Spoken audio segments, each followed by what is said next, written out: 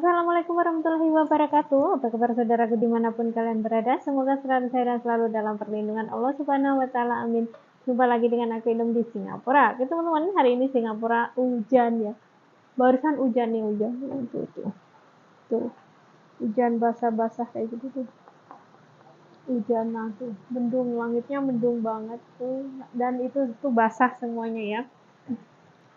So, di video kali ini, Ilum di Singapura tuh akan share kepada teman-teman bahwa ini adalah pelajaran buat kita semuanya, bahwa di Singapura telah terjadi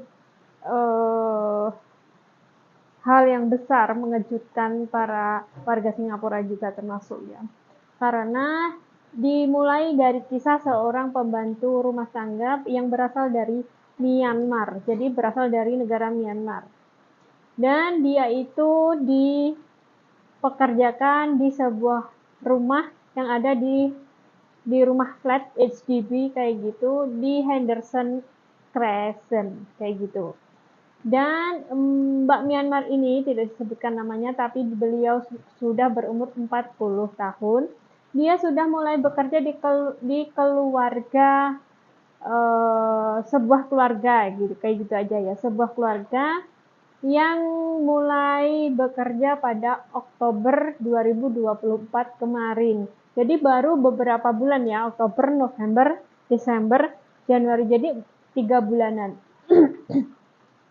Dan di sebuah flat tersebut, di Henderson tersebut, itu telah tinggal sepasang suami istri yang sudah lanjut usia, yang di mana istrinya ini berumur 80 tahun, dan si suami atau sudah tua itu umur 90 tahun.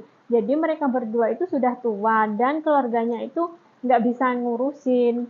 Dan di situ si pembantunya ini tuh tinggal bertiga saja. Jadi nenek, akong, sama si pembantu dari Myanmar saja kayak gitu. Setelah itu dengan berjalannya waktu, karena tidak ada rumah atau bukan tidak ada rumah, maaf, karena tidak ada orang di situ, hanya satu pembantu dan dua kakek nenek, sudah orang tua semuanya, sudah lanjut usia. Akhirnya dipasangkanlah CCTV in case terjadi sesuatu atau kenapa-napa. Jadi si majikan ini menaruhlah CCTV di dalam setiap sudut rumah. Namun si anak dari nenek kakek itu pun juga seringkali datang kayak gitu ya, saudaranya juga seringkali datang. Dan di waktu itu karena karena kakeknya ini tuh memang habis terjatuh, jadi harus berkali-kali check up ke hospital kayak gitu, harus intens ya, harus rutin check up ke hospital. Dan di suatu hari si keponakannya ini datang karena anaknya ini orang yang sibuk, mungkin nggak ada di Singapura, jadi keponakannya pun sering datang dan mengontrol dan bisa akses CCTV rumah tersebut kayak gitu ya.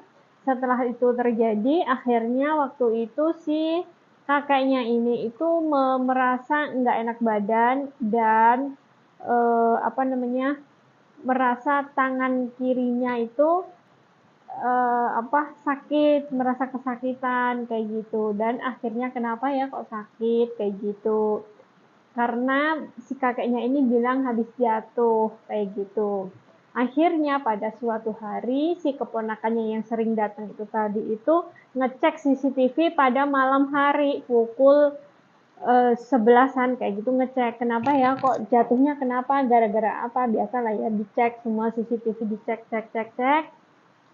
Akhirnya mereka mendapati seorang pembantu Myanmar ini tuh kayak menganiaya si kedua elderly tersebut, kedua orang tua tersebut kayak gitu.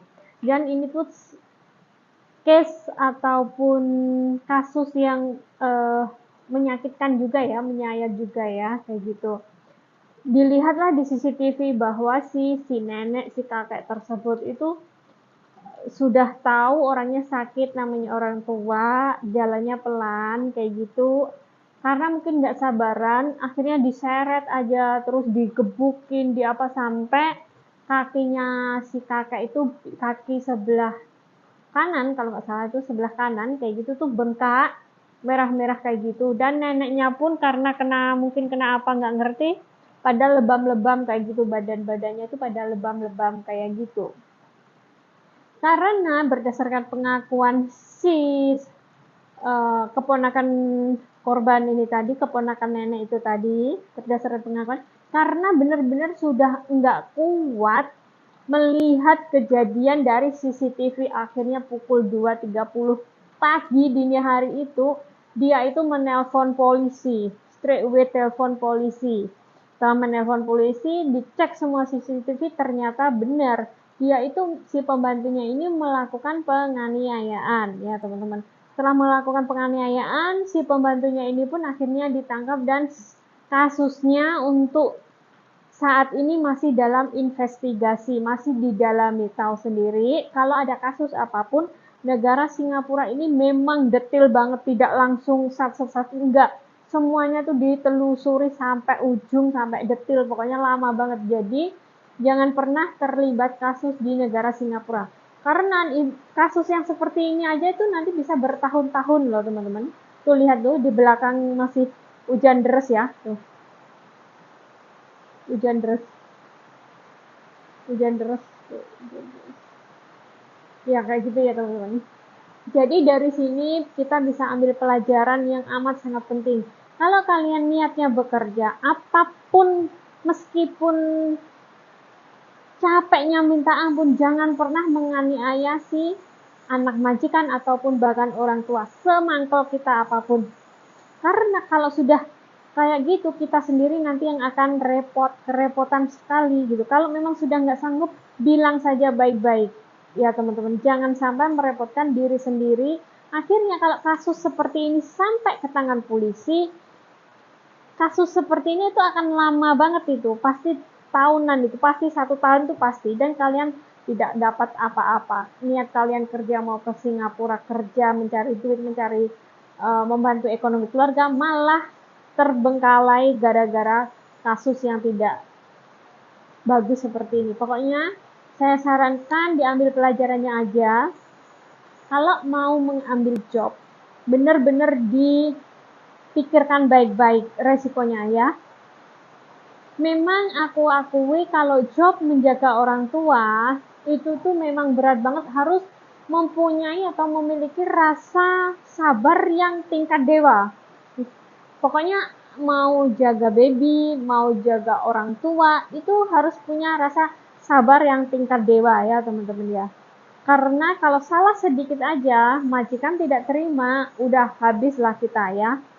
Jadi kita nggak perlu yang aneh-aneh. Kalau niatnya kerja, cukup kerja baik-baik, ditahan, disabar-sabarin, istighfar ya, istighfar. Terus jadi begitulah, kalau sudah kasus masuk ke polisi seperti yang di depan saya bilang tadi, pasti akan rumit dan runyam. Jadi begitulah ceritanya teman-teman ya. Jadi ini kasus besar ya, baru kemarin ini wadah rame banget kasus ini. Pembantu Myanmar yang berumur 40 tahun menyiksa kakek dan nenek momongannya, padahal cuma bertiga di situ tuh teman-teman ya. Jadi dan majikannya telah merasa amat sangat kecewa kayak gitu. Mereka bisa saja trauma ya, trauma atas kejadian yang menimpa keluarga mereka kayak gitu teman-teman ya. Jadi semoga dari sharing Inem ini tuh teman-teman bisa memilih dan memilah job atau apapun itu, harus memiliki kesabaran yang benar-benar tinggi kerja ikut orang, apalagi orang luar negeri ya. Begitulah saja teman-teman sharing dari Inem dan cukup sekian. Wassalamualaikum warahmatullahi wabarakatuh. Masih hujan tuh, masih hujan. Masih hujan. Aku ada di balkoni.